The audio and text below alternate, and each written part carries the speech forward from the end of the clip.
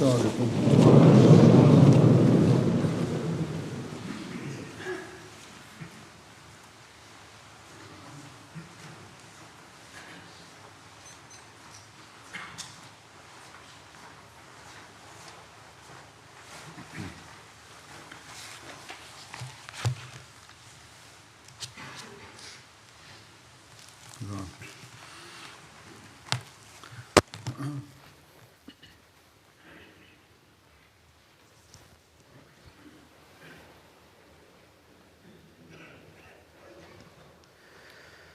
الله أكبر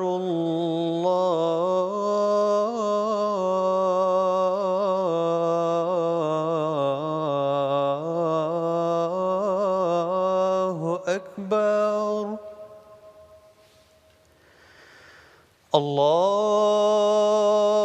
الله أكبر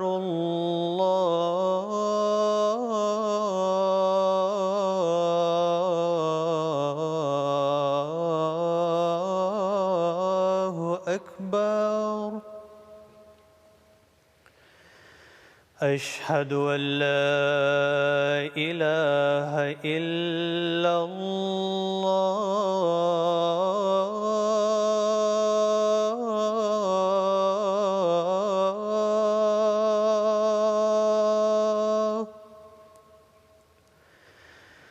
أشهد أن لا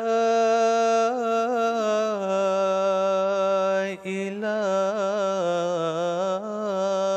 إلا الله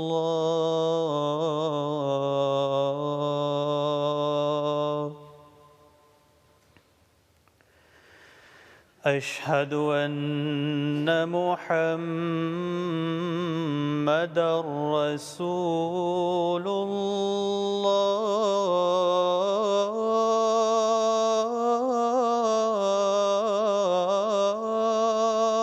الله أشهد أن محمدًا رسول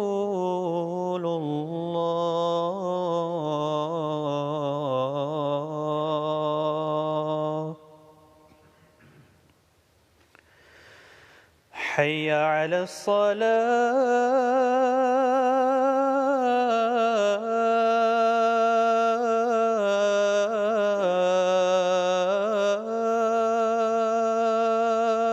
الصلاة حي على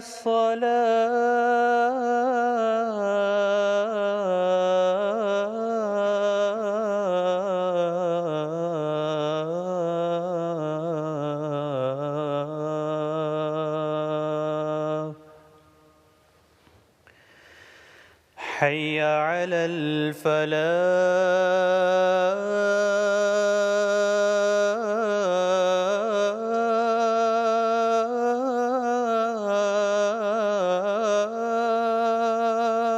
الفلاح حي على الفلاح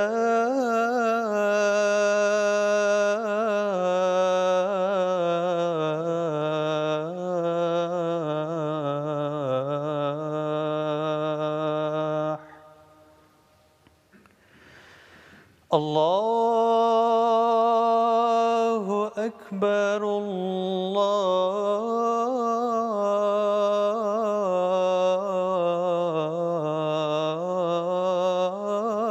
الله أكبر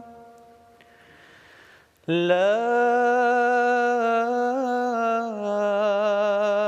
إله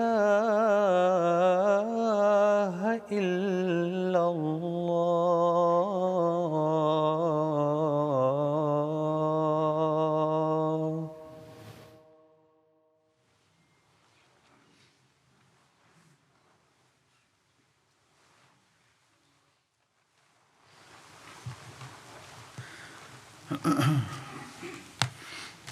السلام عليكم ورحمة الله.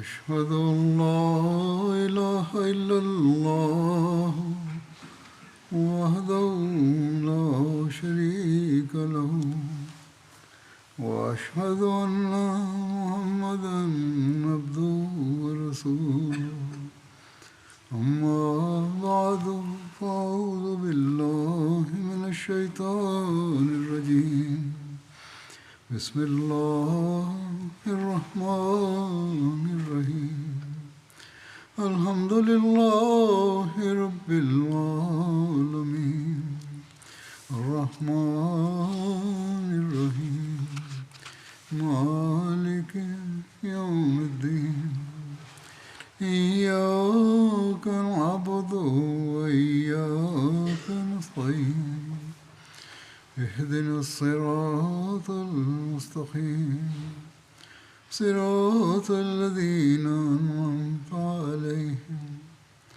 غير المغضوب عليهم ولا الضالين.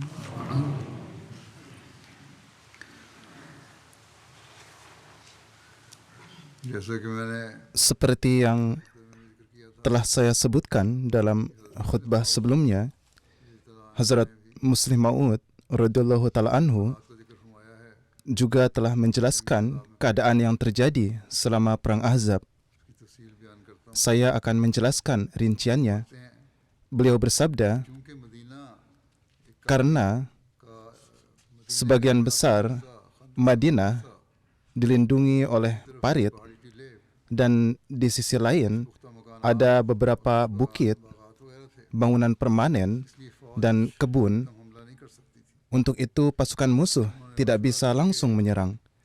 Jadi orang-orang kafir memutuskan untuk mencoba menarik suku Yahudi ketiga yang masih tersisa di Madinah, yaitu Bani Quraiza, ke pihak mereka untuk membuka jalan menuju Madinah. Maka dari itu, setelah bermusyawarah, Abu Sufyan yang adalah pimpinan pasukan kafir menugaskan Huyai bin Akhtab, pemimpin Bani Nazir yang telah diusir,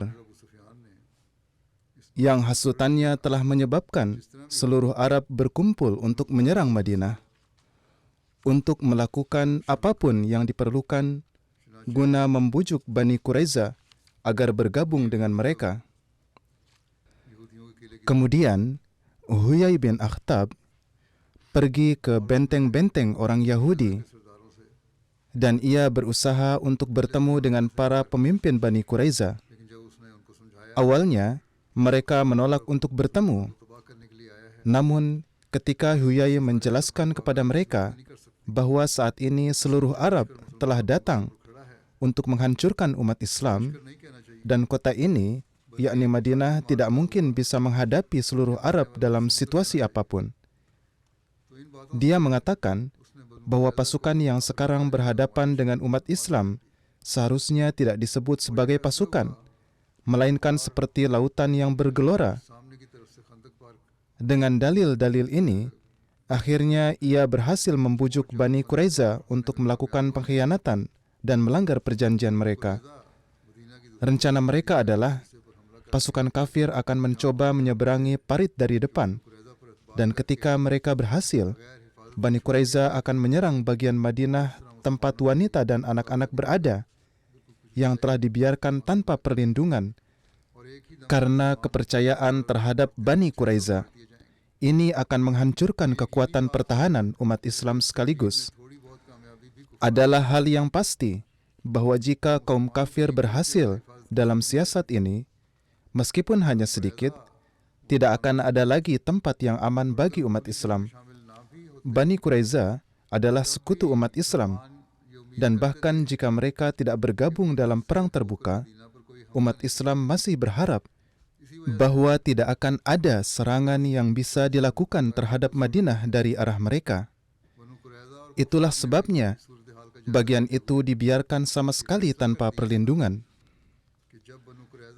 Karena alasan ini, bagian yang menghadap ke arah mereka dibiarkan sama sekali tanpa perlindungan. Bani Quraiza dan kaum kafir setelah menilai situasi ini, mereka memutuskan bahwa ketika Bani Quraiza bergabung dengan kaum kafir, mereka tidak akan membantu kaum kafir secara terbuka agar umat Islam tidak mengambil tindakan untuk melindungi sisi Madinah ini juga. Mereka menunjukkan kelicikan yang besar. Ini adalah daerah yang berbatasan langsung dengan Bani Quraiza. Mereka berpikir agar umat Islam tidak menaruh kecurigaan. Siasat ini sangatlah berbahaya. Bergabungnya Bani Quraiza dengan musuh secara diam-diam pada saat pasukan Islam sedang menghadapi serangan besar-besaran dari pasukan kafir, membuat perlindungan terhadap sisi Madinah, di mana benteng-benteng Bani Quraiza berada, menjadi hampir mustahil. Bahkan bukan hanya perlindungan yang menjadi mustahil, tapi juga ancaman serangan menjadi jauh lebih besar. Bagaimanapun, dalam keadaan ini, kekhawatiran umat Islam adalah wajar dan diperlukan upaya untuk mengatasinya. Untuk itu, Rasulullah SAW memutuskan untuk menugaskan 500 orang untuk melindungi Madinah. Para penulis sejarah Nabi menjelaskan rinciannya sebagai berikut. Ketika berita tentang pelanggaran Bani Quraiza sampai ke umat Islam, ketakutan mereka meningkat dan mereka mulai khawatir tentang wanita dan anak-anak. Ini seperti Allah Ta'ala berfirman, "Iz ja'ukum min fawqikum wa min asfala minkum wa iz zaghatil absaru wa balaghatil qulubul hanajira wa tazunnuna billahi zununa."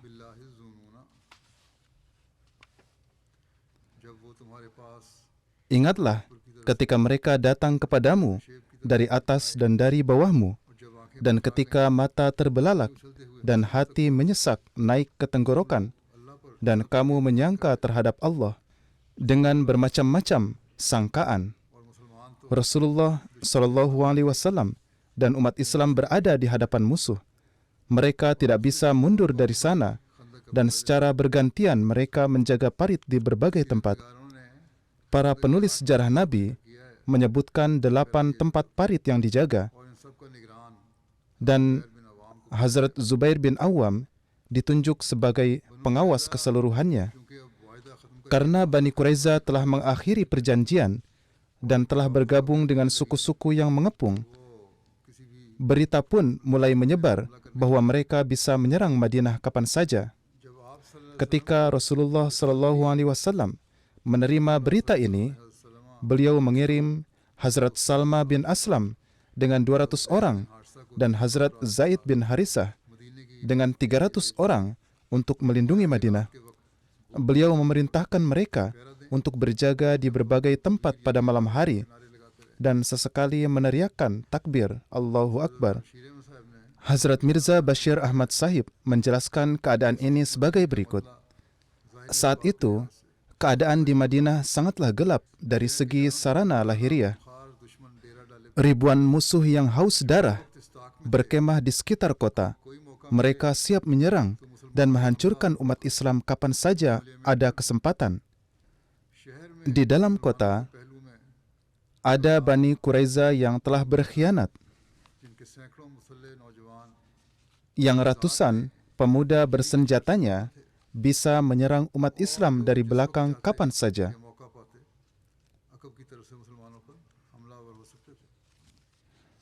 Para wanita dan anak-anak Muslim di kota kini menjadi sasaran empuk mereka setiap saat. Keadaan ini, yang kenyataannya tidak bisa disembunyikan dari siapa saja yang berakal, menimbulkan kekhawatiran yang sangat besar di kalangan umat Islam yang lemah. Orang-orang munafik mulai berkata terang-terangan, "Ma wa'adanallahu wa rasuluhu illa ghurura." Yakni ternyata janji-janji Allah dan Rasulnya tentang kemenangan umat Islam hanyalah janji-janji palsu. Beberapa orang munafik datang kepada Nabi SAW dan berkata, "Wahai Rasulullah, rumah-rumah kami di kota sama sekali tidak aman. Maka izinkanlah kami tinggal di rumah untuk melindunginya Sebagai jawaban, turunlah wahyu ilahi. Wa ma hiya bi'auratin in yuriduna illa firara. Yakni, ini tidak benar bahwa rumah-rumah mereka tidak aman. Sebenarnya, mereka hanya mencari alasan untuk melarikan diri dari medan perang. Namun inilah saat bagi umat Islam yang tulus untuk menunjukkan iman mereka. Al-Quran menyatakan, وَلَمَّا رَأَى الْمُؤْمِنُونَ الْأَحْزَابَ قَالُوا هَذَا مَا وَعَدَنَا اللَّهُ وَرَسُولُهُ وَصَدَقَ اللَّهُ وَرَسُولُهُ وَمَا زَادَهُمْ إِلَّا إِيمَانًا وَتَسْلِيمًا. Dan tatkala orang-orang mukmin melihat golongan-golongan yang bersekutu itu, mereka berkata, inilah yang dijanjikan Allah dan Rasul-Nya kepada kita. Dan benarlah Allah dan Rasul-Nya. Dan yang demikian itu tidaklah menambah kepada mereka kecuali iman dan ketundukan. Meskipun demikian, semua orang yang sama merasakan gentingnya keadaan. Allah Ta'ala berfirman, Izja'ukum min fawqikum wa min asfala minkum wa izzaghatil absaru wa balaghatil qulubul hanajira wa tazunnuna billahi zununa wa tazunnuna billahi zununa. Yakni, ingatlah ketika mereka datang kepadamu dari atas dan dari bawahmu, dan ketika tidak tetap lagi penglihatanmu, dan hatimu naik menyesak sampai ke tenggorokan, dan kamu menyangka terhadap Allah dengan bermacam-macam prasangka. Saat itu adalah merupakan ujian yang berat bagi orang-orang yang beriman, dan umat Islam mengalami goncangan yang sangat hebat. Dalam keadaan yang berbahaya seperti itu, bagaimana mungkin jemaat kecil umat Islam yang di dalamnya termasuk orang-orang yang lemah dan beberapa orang munafik bisa menghadapi musuh? Mereka bahkan tidak memiliki cukup orang untuk mengatur penjagaan yang memadai di titik-titik yang lemah. Akibatnya, tugas berat siang dan malam telah menguras tenaga umat Islam. Di sisi lain, karena pengkhianatan Bani Quraiza adalah penting juga untuk memperkuat penjagaan di jalan-jalan kota agar wanita dan anak-anak tetap aman. Tentara kafir berusaha mengganggu umat Islam dengan berbagai cara. Terkadang mereka menyerang di suatu titik yang lemah, dan ketika umat Islam berkumpul untuk mempertahankannya, mereka segera berbalik dan menyerang di titik lain. Terkadang mereka menyerang 2 atau 3 tempat sekaligus, yang mengakibatkan pasukan Muslim terpecah menjadi beberapa bagian. Dan terkadang keadaan menjadi sangat kritis, dan hampir saja pasukan kafir berhasil memanfaatkan titik lemah untuk memasuki batas kota. Umat Islam umumnya menghadapi serangan-serangan ini dengan anak panah. Tetapi kadang-kadang pasukan kafir menggunakan taktik, yaitu satu kelompok menembakkan hujan panah untuk menahan umat Islam di belakang, sementara kelompok lain menyerang dan mencoba melompati bagian parit yang lemah. Siasat perang ini berlangsung dari pagi hingga sore, bahkan terkadang hingga malam hari.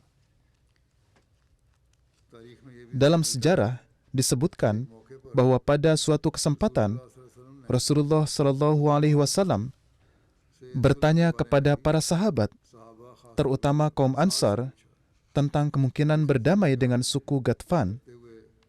Hazrat Mirza Bashir Ahmad menjelaskan rinciannya sebagai berikut. Hari-hari itu sangatlah sulit, mencemaskan, dan sangat berbahaya bagi umat Islam. Semakin lama pengepungan berlangsung, kekuatan pertahanan umat Islam semakin melemah. Meskipun hati mereka penuh dengan keyakinan dan ketulusan, tubuh mereka yang adalah tunduk pada hukum alam terus-menerus melemah. Ketika Rasulullah SAW melihat keadaan ini, beliau memanggil para pemimpin Ansar, Hazrat Sa'ad bin Mu'az dan Hazrat Sa'ad bin Ubadah, menjelaskan kepada mereka seluruh keadaan dan meminta saran dari mereka tentang apa yang harus dilakukan dalam keadaan ini. Beliau juga menyebutkan kemungkinan untuk menghindari perang, dengan memberikan sebagian hasil Madinah kepada suku Ghatfan. Hazrat Sa'ad bin Mu'az dan Hazrat Sa'ad bin Ubadah dengan satu suara menjawab, "Wahai Rasulullah, jika Anda telah menerima wahyu ilahi tentang hal ini, kami tunduk sepenuhnya. Dalam hal ini Anda bisa melaksanakan usulan tersebut dengan senang hati." Rasulullah SAW menjawab, tidak ada wahyu yang turun kepadaku dalam masalah ini. Aku hanya bertanya kepada kalian sebagai bentuk musyawarah karena kesulitan yang kalian hadapi. Kedua Sa'ad, yaitu Sa'ad bin Mu'az dan Sa'ad bin Ubadah, kemudian menjawab, "Kalau begitu, saran kami adalah, jika kami tidak pernah memberikan apapun kepada musuh, ketika kami masih dalam keadaan musyrik, mengapa kami harus memberikannya sekarang setelah menjadi muslim? Demi Allah, kami tidak akan memberi mereka apapun selain mata pedang. Sekarang hanya peranglah yang menjadi pilihan." Karena kekhawatiran Nabi SAW terutama ditujukan kepada kaum Ansor yang merupakan penduduk asli Madinah, dan kemungkinan besar tujuan dari musyawarah ini adalah untuk mengetahui keadaan kaum Ansar, apakah mereka gelisah dalam menghadapi kesulitan-kesulitan ini. Dan jika mereka memang gelisah, beliau SAW ingin menghibur mereka. Seperti yang telah dijelaskan sebelumnya, meskipun parit berfungsi sebagai tembok pertahanan yang kuat, ini sama sekali tidaklah berarti bahwa umat Islam sepenuhnya aman dan terlindungi. Pertama, orang-orang munafik dan terutama para pejuang seperti Bani Quraiza berada di dalam Madinah sendiri. Dan setelah melanggar perjanjian, mereka menjadi musuh yang berbahaya. Di sisi lain, meskipun ada parit, ada beberapa tempat di mana ada kemungkinan serangan musuh, dan kemungkinan musuh akan menyeberang parit dan masuk. Mengingat keadaan yang mengkhawatirkan ini, penjagaan terus-menerus dilakukan di berbagai tempat. Dan dalam penjagaan ini, Rasulullah SAW sendiri hadir. Beliau sendiri melakukan pengawasan dan juga terus menyemangati para sahabat. Semua kegiatan ini berlangsung siang dan malam. Dan malam-malam di Madinah ini adalah malam-malam yang sangat dingin, ditambah lagi dengan kesulitan kelaparan. Hazrat Aisyah menuturkan bahwa Rasulullah SAW pergi berjaga di celah parit. Ketika beliau kedinginan, beliau kembali kepada saya. Dan ketika beliau sudah merasa hangat, maka beliau pun kembali ke celah parit seraya bersabda, "Saya khawatir musuh bisa datang dari arah ini." Hazrat Aisyah menuturkan bahwa suatu hari Rasulullah SAW sedang beristirahat dan sangat kelelahan, sehingga beliau bersabda, "Seandainya saja ada orang yang baik yang mau berjaga di tempat ini malam ini." Tepat saat beliau mengatakan ini, beliau mendengar suara senjata. Rasulullah SAW bersabda, "Siapa itu?" Sa'ad bin Abi Waqqas menjawab, "Wahai Rasulullah, saya Sa'ad." Hazrat Sa'ad berkata bahwa saya datang untuk menjaga Rasulullah SAW. Namun alih-alih menjaga, Rasulullah SAW memerintahkan Sa'ad untuk pergi ke tempat tertentu di mana parit adalah lemah dan berjaga di sana. Para sahabat Rasulullah SAW menunjukkan kecintaan dan kesetiaan yang luar biasa kepada beliau. Mereka menawarkan diri mereka, sementara Nabi SAW lebih mengutamakan mereka daripada dirinya sendiri. Beliau begitu berani, tidak memikirkan keselamatan beliau sendiri, tetapi mengkhawatirkan penduduk Madinah. Beliau sering hadir di berbagai tempat, dan bahkan ketika beristirahat di tenda, sebagian besar waktu beliau dihabiskan untuk bersujud dan berdoa kepada Allah Ta'ala. Hazrat Ummu Salma menuturkan, "Aku tengah bersama Rasulullah SAW di kesempatan perang Khandaq, dan saat itu cuaca sangat dingin. Di satu malam, aku melihat beliau SAW berdiri di dalam kemah beliau dan solat dengan sangat panjang. Kemudian beliau keluar dari tenda, dan aku mendengar beliau SAW bersabda, 'Para prajurit berkuda kaum musyrik tengah berusaha menyeberangi parit.' Kemudian beliau memanggil Abad bin Bishr. Abad menjawab, 'Labbaik, saya hadir.' Rasulullah SAW bertanya, 'Apakah ada orang lain bersamamu?' Ia menjawab, 'Ya, ada beberapa orang lain bersamaku.' dan mereka sedang berjaga di sekitar kemah Anda.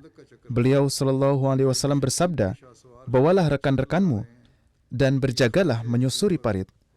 Para tentara berkuda kaum musyrik sedang menyusuri parit.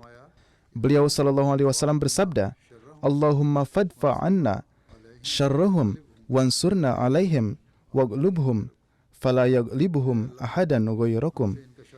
Ya Allah, jauhkanlah kami dari kekejian mereka, tolonglah kami dalam menghadapi mereka, dan kalahkanlah mereka, karena tidak ada yang dapat mengalahkan mereka kecuali Engkau.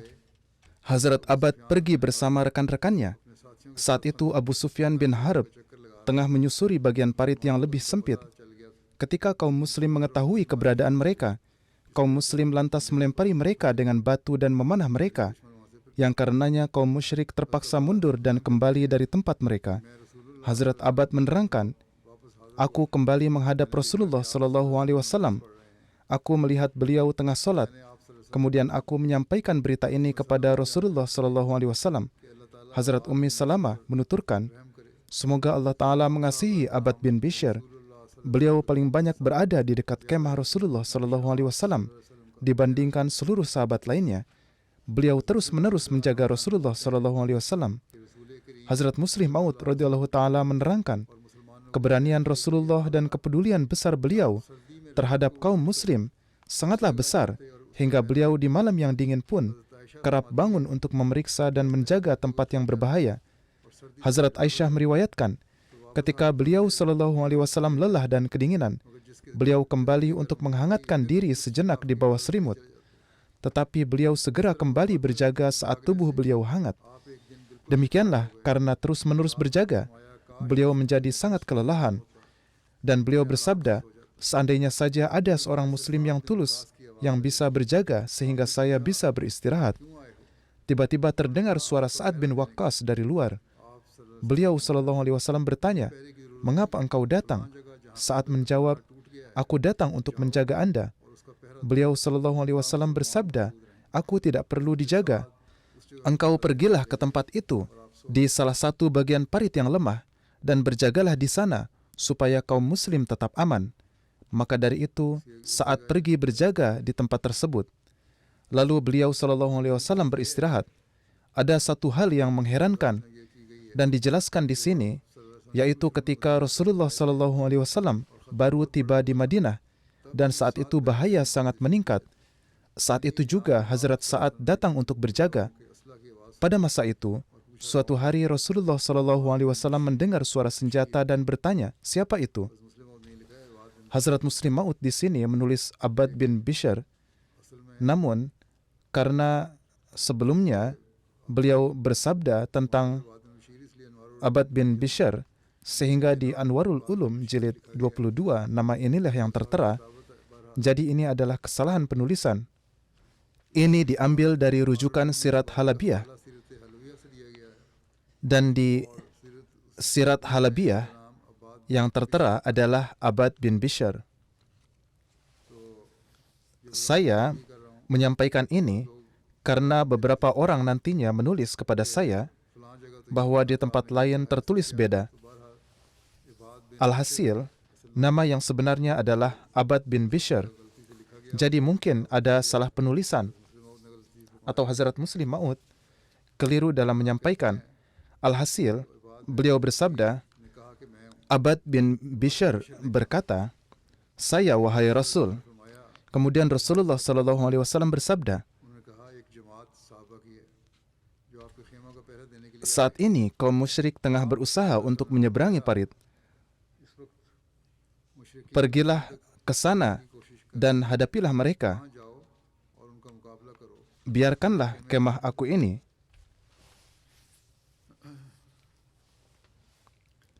Saat pertempuran ini, ada juga peristiwa keberanian Hazrat Safiyah. Rinciannya adalah sebagai berikut. Hazrat Safiyah binti Abdul Muttalib, yang adalah istri dan juga bibi Rasulullah sallallahu alaihi wasallam, bersama para wanita muslim lainnya, tengah berada di satu benteng yang disebut Farik. Yakni di benteng itu ada para istri Rasulullah sallallahu alaihi wasallam, para kerabat Rasulullah sallallahu alaihi wasallam, dan juga wanita muslim lainnya. Dan Hazrat Hasan bin Sabit berada di sana menjaga benteng itu. Ketika diumumkan tentang pelanggaran janji dari Banu Quraiza, maka para Yahudi di sana pun sibuk berupaya untuk menimpakan kerugian kepada kaum muslim dengan berbagai cara.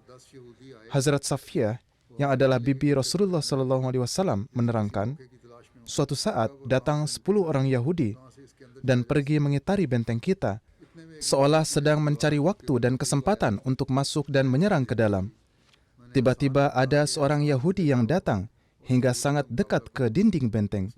Saya melihatnya dan berkata kepada Hasan, "Wahai Hasan, kemarilah dan hadapilah orang Yahudi itu." Hasan menjawab, "Wahai putri Abdul Muttalib, demi Allah, Anda mengetahui bahwa aku bukanlah orang yang seperti demikian. Jika aku memiliki keberanian, aku pasti akan pergi bersama Rasulullah SAW." Hazrat Safiyah bersabda, ketika Hasan menjawab seperti ini, aku lantas menggenggam satu kayu dan keluar dari benteng. Lalu aku memukulkan kepalanya dengan kayu ini sedemikian rupa kerasnya hingga ia tewas. Aku kembali dan berkata kepada Hasan, "Keluarlah dan ambillah barang miliknya." Kemudian Hasan berkata, "Wahai putri Abdul Muttalib, aku sama sekali tidak memerlukan barang miliknya." Kemudian aku berkata, "Kalau begitu ambillah kepalanya dan lemparkanlah ke arah orang-orang Yahudi, supaya mereka takut dan tidak kembali lagi kemari." Hazrat Hasan berkata, "Aku tidak memiliki keberanian seperti itu." Alhasil Hazrat Safiyah mengambil kepalanya dan melemparkannya ke arah orang-orang Yahudi melalui dinding benteng. Atas hal ini, orang-orang Yahudi itu pun menjadi takut dan mereka berkata, "Kita mengetahui bahwa Muhammad SAW tidak meninggalkan para wanita muslim sendirian. Pasti ada para penjaga yang menjaga mereka." Akhirnya orang-orang itu pun pergi dari sana. Ketika Rasulullah SAW diberi kabar tentang hal ini, maka beliau pun memberi bagian harta ganimah kepada Hazrat Safiyah. Dalam Sirat Khatamun Nabiyyin, Hazrat Mirza Bashir Ahmad Sahib menulis, keadaan para wanita dan anak-anak di kota adalah bahwa Rasulullah SAW mengumpulkan para wanita dan anak-anak di bagian kota tertentu yang menyerupai benteng. Namun tidak cukup banyak muslim yang bisa dikirim untuk melindungi mereka secara memadai. Akibatnya, wanita dan anak-anak muslim hampir tidak terlindungi, yaitu hanya pria yang tidak mampu berperang yang tersisa untuk melindungi mereka. Oleh karena itu, dengan memanfaatkan kesempatan ini, orang-orang Yahudi berencana menyerang bagian kota tempat wanita dan anak-anak berkumpul. Mereka mengirim seorang mata-mata ke daerah tersebut. Saat itu hanya ada satu sahabat, yaitu Hasan bin Sabit, seorang penyair yang berada di dekat para wanita. Ia tidak mampu pergi ke medan perang karena penyakit jantungnya yang sudah sangat lemah. Ketika para wanita melihat mata-mata Yahudi ini mengitari sekitar tempat tinggal mereka dengan corak yang mencurigakan, Safiyah binti Abdul Muttalib, yang adalah bibi Rasulullah SAW, berkata kepada Hasan, "Orang Yahudi ini adalah musuh kita, dan dia kesana kemari untuk memata-matai dan berbuat keji. Jadi bunuhlah ia agar tidak menjadi penyebab fitnah." Namun Hasan tidak memiliki keberanian untuk melakukannya. Safiyah kemudian menghadapi orang Yahudi itu sendiri, membunuhnya, dan atas sarannya, kepala mata-mata itu dipotong dan dilemparkan ke arah tempat orang-orang Yahudi berkumpul untuk mencegah mereka menyerang wanita muslim, dan agar mereka berpikir bahwa ada banyak laki-laki yang menjaga tempat ini. Alhasil, siasat ini berhasil, dan orang-orang Yahudi pun mundur karena ketakutan.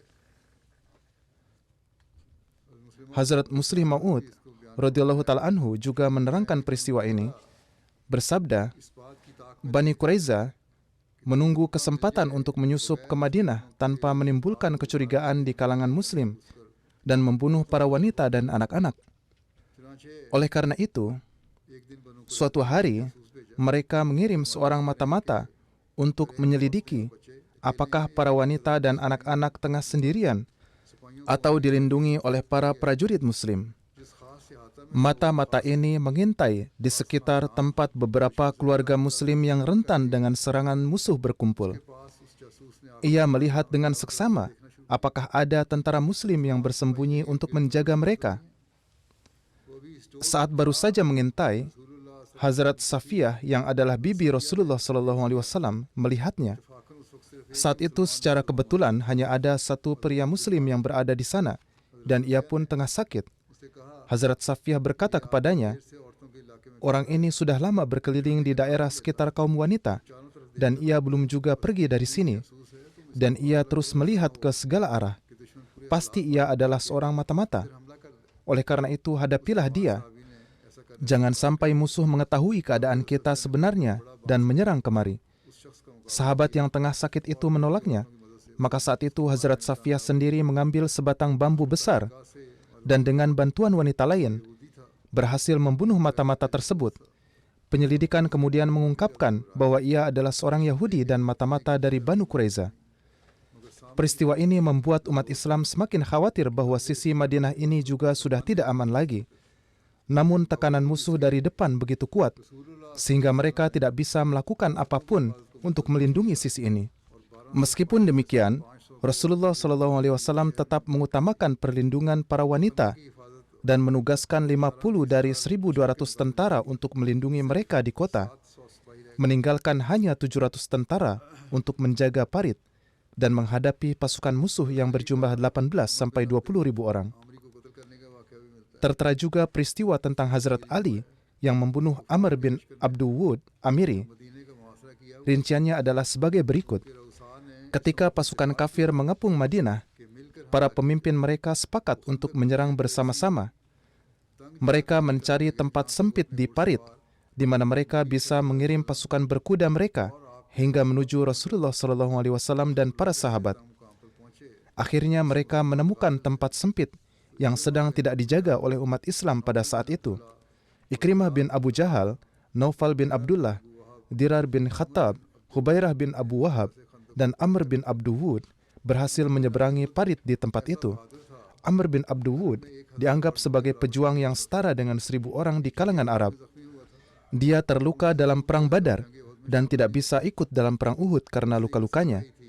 Ia telah bersumpah tidak akan meminyaki kepalanya sampai ia membunuh Muhammad SAW. Nauzubillah. Dengan sikap yang sangat takabur, dia berteriak menantang umat Islam, "Wahai orang-orang yang menantikan surga, datanglah, aku akan membawamu ke surga, atau kalian akan membawaku ke neraka." Ketika tidak ada yang menanggapi, Hazrat Ali lantas berkehendak untuk maju. Akan tetapi, Rasulullah SAW awalnya menahan beliau. Namun setelah Amr menantang untuk kedua kalinya, atau yang ketiga kalinya, Rasulullah SAW mengizinkan Hazrat Ali, dan beliau SAW mengikatkan sorban beliau di kepala Hazrat Ali, dan memberikan pedang beliau, dan mengirimnya untuk bertarung dengan diiringi doa. Hazrat Ali maju dan berkata kepada Amr, "Aku pernah mendengar bahwa kamu telah berjanji, jika ada seorang di antara Quraisy yang meminta dua hal kepadamu, maka kamu pasti akan menerima salah satunya." Amr menjawab, "Ya." Hazrat Ali berkata, "Pertama-tama aku katakan kepadamu, jadilah seorang Muslim, berimanlah kepada Rasulullah SAW, dan jadilah pewaris karunia-karunia Tuhan." Amr berkata, "Ini tidaklah mungkin." Hazrat Ali lalu berkata, "Jika kamu tidak menerima hal ini, maka majulah dan bersiaplah untuk berhadapan denganku." Atas hal ini, Amr tersenyum dan berkata, "Aku belum pernah memikirkan bahwa ada seseorang yang akan dapat mengatakan hal ini kepadaku." Kemudian ia menanyakan nama dan silsilah keturunan Hazrat Ali. Dan setelah mendapatkan jawaban, ia berkata, "Ayahmu dahulu adalah temanku. Oleh karena itu, pergilah kamu dari sini dan kirimlah orang lain yang lebih besar darimu. Kamu masih anak-anak, seperti halnya keponakanku. Aku tidak ingin menumpahkan darahmu. Kirimkanlah seorang yang lebih tua dari antaramu." Hazrat Ali berkata, "Kamu tidak ingin menumpahkan darahku, tetapi aku tidak akan mundur untuk menumpahkan darahmu." Mendengar hal ini, Amr menjadi sangat marah dan melompat menaiki kudanya, lalu memotong nadi kuda miliknya dan menjatuhkannya. Ia membunuh kudanya dan kembali turun untuk menghadapi Hazrat Ali. Dengan penuh api kemarahan, ia bergegas maju menuju Hazrat Ali. Lalu Hazrat Ali segera mengeluarkan pedangnya, namun ia berhasil melukai dahinya. Akan tetapi Hazrat Ali membalas dengan teriakan, Allahu Akbar, dan dengan pedangnya berhasil menebas dadanya dan menjatuhkan Amr. Amr jatuh seraya terluka parah lalu tewas di tempat. Beberapa riwayat menyebutkan bahwa Amr akan menerima salah satu dari 3 pilihan, di mana permintaan yang pertama adalah bahwa Hazrat Ali berkata kepadanya, pergilah kamu kembali. Atas hal ini Amr menjawab, ini tidak mungkin. Kemudian permintaan kedua adalah, jadilah seorang muslim. Dan yang ketiga adalah, majulah untuk menghadapiku. Setelah kematian Amr, rekan-rekannya menjadi sedemikian rupa ketakutan, dan mereka lantas melarikan diri dengan kuda mereka. Hazrat Zubair mengejar dan membunuh Naufal bin Abdullah. Hazrat Ali juga menyerang Hubairah bin Abu Wahab, yaitu suami dari saudari Hazrat Ali, yaitu Ummi Hani, dengan pedang hingga memotong tulang selangka kudanya. Menurut riwayat lain, setelah kematian Amr, Hubairah dan Dirar bin Khattab juga lalu menyerang Hazrat Ali. Tetapi kemudian mereka melarikan diri setelah mendapat serangan balik. Hubairah bahkan meninggalkan baju besinya saat melarikan diri, meskipun ia dianggap sebagai penunggang kuda terbaik Quraisy. Ada riwayat bahwa Dirar bin Khattab, yang adalah saudara Hazrat Umar, saat ia melarikan diri, ia dikejar oleh Hazrat Umar. Dirar berhenti dan hampir menyerang Umar dengan tombak, tetapi tidak jadi. Dia hanya berkata kepada Hazrat Umar, Umar, ingatlah kebaikanku. Aku tidak menyerangmu saat ini. Hazrat Umar pun, mungkin karena mengingat kebaikannya ini, atau mungkin ini adalah juga merupakan doa Hazrat Umar yang terkabul, bahwa pada akhirnya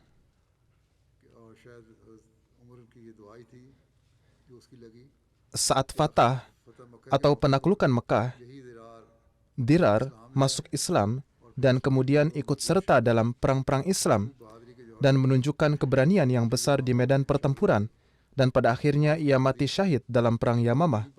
Menurut sebagian riwayat, beliau tidak mati syahid tetapi terus hidup lama dan meninggal sebagai muslim. Setelah terbunuhnya Amr bin Abduwud, kaum kafir mengirim pesan kepada Rasulullah SAW bahwa mereka akan membeli jasadnya dengan uang 10.000 dirham. Beliau SAW bersabda, ambillah dia, kami tidak mengambil harga orang yang mati. Menurut beberapa riwayat, Naufal bin Abdullah terbunuh pada kesempatan yang terpisah.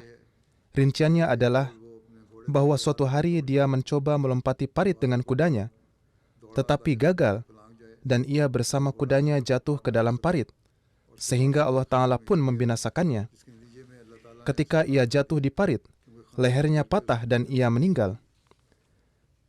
Ketika kaum musyrikin mengirim utusan untuk mengambil mayatnya dan menawarkan uang tebusan kepada Nabi SAW, Rasulullah SAW bersabda, kami tidak membutuhkan uang diatnya dan kami tidak melarang kalian untuk menguburkannya. Hazrat Muslim Maud radhiyallahu ta'ala anhu juga menerangkan tentang peristiwa terbunuhnya Naufal. Beliau menulis, musuh yang menyerang terkadang berhasil untuk menyeberangi parit. Suatu hari, beberapa pemimpin pasukan kafir berhasil menyeberangi parit, tetapi umat Islam melakukan serangan balik yang luar biasa, sehingga memaksa mereka untuk mundur. Pada saat itulah, Naufal, seorang pemimpin besar kaum kafir yang berhasil menyeberangi parit, ia pun lantas terbunuh. Ia adalah seorang pemimpin kaum kafir yang sangat besar, hingga kaum kafir pun, karena khawatir bahwa jenazah Naufal akan dinodai, dan agar jangan sampai kelak mereka akan menanggung rasa malu, maka mereka pun siap menawarkan 10.000 dirham kepada Nabi SAW untuk mengembalikannya. Mereka mungkin berpikir umat Islam akan memotong hidung dan telinga Naufal, seperti yang orang kafir lakukan terhadap paman Rasulullah SAW di perang Uhud. Namun, ajaran Islam sangatlah berbeda. Islam tidak mengizinkan untuk merusak jenazah. Oleh karena itu, Rasulullah SAW menjawab dengan bersabda, "Apakah kalian mengira kami akan melakukan sesuatu pada mayat ini? Mayat ini tidaklah berguna bagi kami, hingga kami harus meminta uang sebagai gantinya dari kalian. Bawalah jenazah orang ini dengan sekehendak kalian, kami tidak memiliki keperluan apapun dengannya." Rincian lebih lanjut insya Allah akan disampaikan di kesempatan selanjutnya. Minggu ini, mulai hari ini, Ijtima Lajnah dan Ansar juga dimulai. Seperti yang telah saya sampaikan kepada para khuddam, saya juga akan menyampaikan hal ini kepada para Lajnah dan Ansar, bahwa secara khusus di hari-hari ini, laluilah sebanyak-banyaknya waktu Anda sekalian dalam doa. Berilah perhatian khusus pada membaca solawat. Semoga Allah Ta'ala memberikan taufik kepada Anda semua untuk mengamalkan ini dan berusaha memenuhi tujuan ijtima. Janganlah melalui ijtima ini sebagai suatu acara rekreasi atau obrolan semata. Semoga Allah Ta'ala memberkati ini dalam segala hal.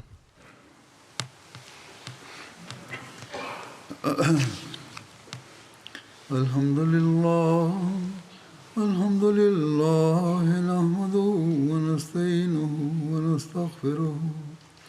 ونؤمن به ونتوكل عليه ونعوذ بالله من شرور أنفسنا ومن سيئات أعمالنا من يهده الله فلا مضل له ومن يضلل فلا هادي له ونشهد أن لا إله إلا الله ونشهد أن محمدا عبده ورسوله